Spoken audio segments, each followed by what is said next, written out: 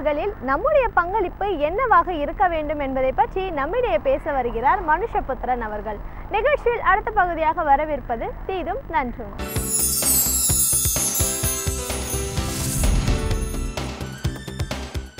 வணக்கம் நண்பர்களே, இன்னும் ஒரு இனிய காலை பொழுதில் தீதும் நன்றும் நிகழ்ச்சியில் உங்களை சந்திப்பதில் மிக்க மகிழ்ச்சி அடைகிறேன். இந்த நாட்டில் நீதியும் மனிதாபிமானமும் யாருக்கு கிடைக்கிறது, யாருக்கு கிடைக்கவில்லை என்பது நீண்ட காலமாக ஒரு தீர்க்கப்படாத கேள்வியாக இருக்கிறது.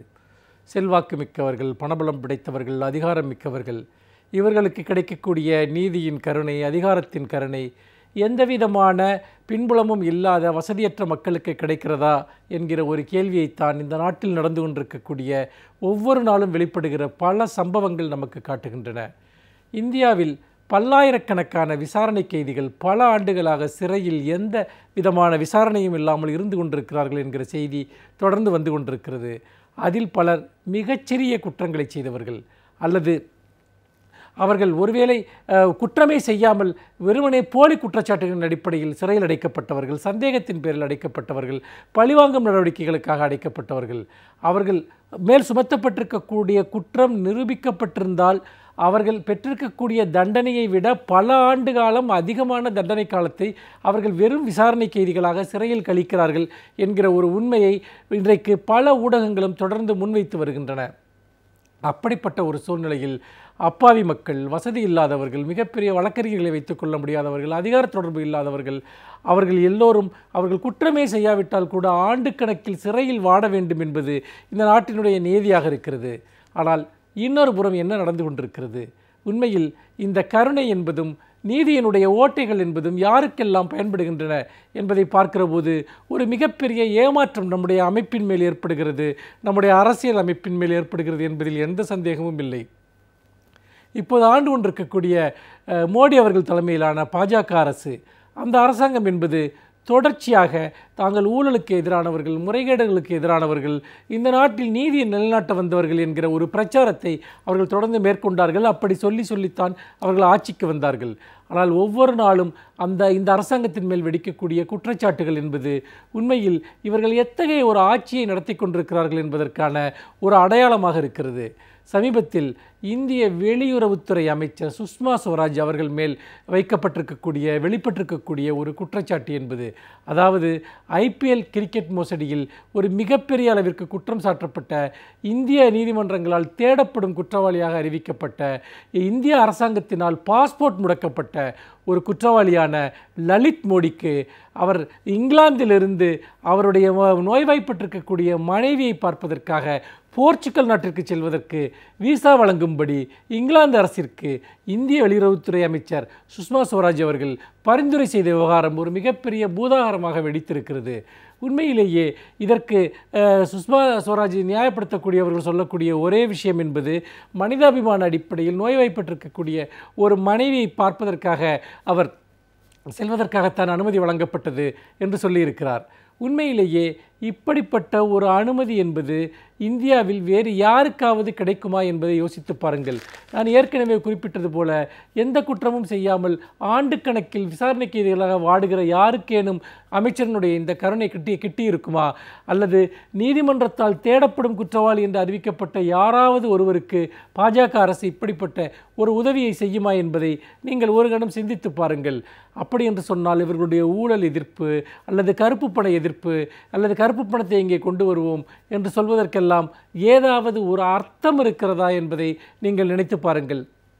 நண்பர்களே, இதில் முக்கியமாக கவனிக்க வேண்டிய விஷயம் என்னவென்றால், லலித் மோடி அவர் கிட்டத்தட்ட இந்த ஐபிஎல் கிரிக்கெட் பந்தயங்களை அவர் அந்த ஐபிஎல்லினுடைய தலைவராக இருந்தபோது 1700 கோடி ரூபாய் அளவிற்கு அந்த தொலைக்காட்சி உரிமங்களை கொடுத்ததிலும், சூதாட்ட விவகாரங்களில் ஈடுபட்டதிலும் 1700 கோடி ரூபாய் அளவிற்கு அவர் ஊழல் செய்திருக்கிறார் என்கிற செய்திகள் வெளிப்பட்டு இன்றைக்கு நீதிமன்றத்தில் அவர் மேல் பல வழக்குகள் இருக்கின்றன. அப்படிப்பட்ட இந்த நாட்டிற்கு எதிராக ஒரு மிகப்பெரிய ஒரு ஊழலை செய்த ஒருவருக்கு இவ்வளவு பெரிய ஒரு கருணையை இந்த அரசாங்கம் ஒரு வெளியுறவுத்துறை அமைச்சரை காட்டுகிறார் என்று சொன்னால் இதில் என்ன விதமான ஒரு ஆட்சி முறை இங்கு நடந்து கொண்டிருக்கிறது என்பதை யோசித்து பாருங்கள். அது மட்டுமல்ல, அவர் இங்கிலாந்தில் குடியேறுவதற்கான உதவிகளை செய்தது யார் தெரியுமா? இப்பொழுது ராஜஸ்தான் முதல்வராக இருக்கக்கூடிய முன்னாள் பாஜகவினுடைய எதிர்க்கட்சி தலைவராக இருந்த வசுந்தரா அவர்கள்தான் அந்த உதவியை செய்தார் என்கிற செய்தியும் இப்போது வெளிப்பட்டிருக்கிறது. வசுந்தராவினுடைய மகனுடைய பல பங்குகள் லலித் மோடியோடு தொடர்புடைய நிறுவனங்களில் அவருடைய பங்குகள் முதலீடு செய்யப்பட்டிருக்கின்றன என்கிற செய்தியும் வருகிறது. அதோடு மட்டுமல்ல, சுஷ்மா ஸ்வராஜினுடைய மகள் நீண்ட காலமாக லலித் மோடியினுடைய வழக்கறிஞராக இருந்திருக்கிறார். IPL சூதாட்ட வழக்குகளில் கூட லலித் மோடிக்காக அவர் ஆஜராகி இருக்கிறார் என்பது மட்டுமல்ல, சுஷ்மா ஸ்வராஜினுடைய கணவர் அவர் லலித் மோடியினுடைய ஒரு சட்ட ஆலோசகராக இருந்திருக்கிறார் என்பதையும் லலித் மோடியே சொல்கிறார். அதோடு மட்டுமல்ல, லலித் மோடி இப்படி மனிதாபிமான ரீதியில் தன்னுடைய நோய்வாய்ப்பட்ட மனைவியை பார்ப்பதற்காக அவர் போர்ச்சுகல் நாட்டிற்கு செல்வதாக கூறிவிட்டு அவர் என்ன செய்தார் என்பதை அவரே தன்னுடைய ட்விட்டர் பக்கங்களில் ஏராளமான புகைப்படங்களாக வெளியிட்டிருக்கிறார். அவர் பல்வேறு விதமான விருந்துகளிலும் நடன விருந்துகளிலும் கலந்து கொண்டது மட்டுமல்ல, பல்வேறு விதமான பெண்களுடன் அவர் உல்லாசமாக எடுத்துக்கொண்ட புகைப்படங்களை அவரே அவருடைய ட்விட்டர் பக்கத்தில் பதிவேற்றியதை இன்றைக்கு ஊடகங்கள் எல்லாம் வெளிச்சத்திற்கு கொண்டு வந்திருக்கின்றன.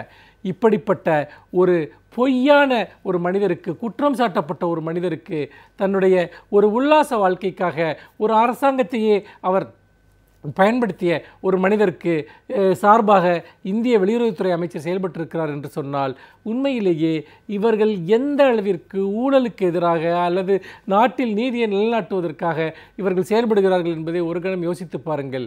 இதில் நீங்கள் கவனிக்க வேண்டிய ஒரு விஷயம் என்னவென்று கேட்டால், இன்றைக்கு சுஷ்மா ஸ்வராஜ் போன்றவர்கள் எல்லாம் ஒரு ஊழல் எதிர்ப்பை ஒரு மிகப்பெரிய ஒரு முகமூடியாக அணிந்து கொண்டிருக்கிறார்கள். ஆனால் நீங்கள் கர்நாடகாவிலே நீங்கள் ரெட்டி சகோதரர்கள் என்று சொல்லக்கூடிய சுரங்க தொழில் அதிபர்கள் கிட்டத்தட்ட 50,000 கோடி ரூபாய் சொத்தை சேர்த்து வைத்திருக்கக்கூடியவர்கள். அவர்களுடைய இந்த அபார வளர்ச்சிக்கு பின்னால் யார் இருந்தது என்று கேட்டால் பாஜக இருந்திருக்கிறது என்பதை செய்தியேடுகள் சுட்டிக்காட்டுகின்றன. குறிப்பாக அரசியல் ரீதியாக பாஜகவை அன்றைக்கு மிக ஒரு தென்னிந்தியாவில், குறிப்பாக கர்நாடகாவில் ஆட்சி அதிகாரத்திற்கு கொண்டு வந்ததற்கே பெரிய அளவிற்கு உழைத்தவர்கள் ரெட்டி சகோதரர்கள் என்று சொல்லலாம். அவர்கள் எல்லா விதமான நிகழ்ச்சிகளிலும் எல்லா விதமான ஒரு நிகழ்வுகளிலும் சுஷ்மா ஸ்வராஜ் அவர்களுடைய ஒரு மெண்டர் என்ற அளவிற்கு அதில் கலந்து கொண்டு பங்கேற்றிருக்கிறார் என்பதை செய்திகள் இன்றைக்கு சுட்டிக்காட்டுகின்றன. இவ்வளவு பெரிய ஊழல் சாம்ராஜ்யத்தை, முறைகேடுகளின் சாம்ராஜ்யத்தை கட்டி எழுப்பியது மட்டுமல்ல, ஒரு மிகப்பெரிய அரசியல் அதிகார சக்தியாகவும் அன்றைக்கு திகழ்ந்த ரெட்டி சகோதரர்களுக்கும் சுஷ்மா ஸ்வராஜ் அவர்கள்தான் ஒரு மிகப்பெரிய ஒரு அரசியல் சார்ந்து ஒரு மிகப்பெரிய ஒரு பாதுகாவலராக இருந்திருக்கிறார் என்பதையும் செய்திகள் காட்டுகின்றன. இப்படிப்பட்ட ஒரு சூழ்நிலையில்தான் இன்றைக்கு நாம் இந்த நாட்டிலே இந்த ஆட்சி என்பது எந்த அளவிற்கு ஒரு மக்கள் விரோதத்தன்மை கொண்டதாக, ஊழலினுடைய ஒரு மையமாக இருக்கிறது என்பதை நாம் பார்க்க வேண்டியிருக்கிறது. இவர்கள் ஆட்சிக்கு வந்தபோது சுவிஸ் வங்கியில் இருக்கக்கூடிய கருப்பு பணத்தை எல்லாம் இங்கு வெளியே கொண்டு வருவேன் என்று சொன்னார்கள். ஆனால் கருப்பு பணத்தை கொண்டு வருகிறோம் என்று சொல்லி இவர்கள் ஆடிய இந்த நாடகங்களினுடைய விளைவாக இன்றைக்கு சுவிஸ் வங்கி அறிவித்திருக்கிறது, சுவிஸ் வங்கியில் இருந்த கருப்பு பணத்தினுடைய அளவு 10% குறைந்துவிட்டது என்று. அதாவது அதனுடைய அர்த்தம் என்னவென்றால், அதில் பணத்தை போட்டு வைத்திருந்தவர்கள் எல்லாம் பாதுகாப்பாக அந்த பணத்தை எடுத்துக்கொண்டு சென்று விட்டார்கள் என்பதைத்தான் காட்டுகிறது. இப்படியாக இந்த நாட்டில் நடந்து கொண்டிருக்கக்கூடிய இந்த ஆட்சி என்பது உண்மையில் போலி வாக்குறுதிகளினுடைய ஒரு ஒட்டுமொத்தமான அல்லது ஒரு போலிய மனசாட்சியினுடைய ஒரு பிரதிநிதியாகத்தான் இருந்து கொண்டிருக்கிறது என்று சொல்லி மீண்டும் இன்னும் ஒரு புதிய செய்தியோடு உங்களை சந்திக்கிறேன். நன்றி, வணக்கம்.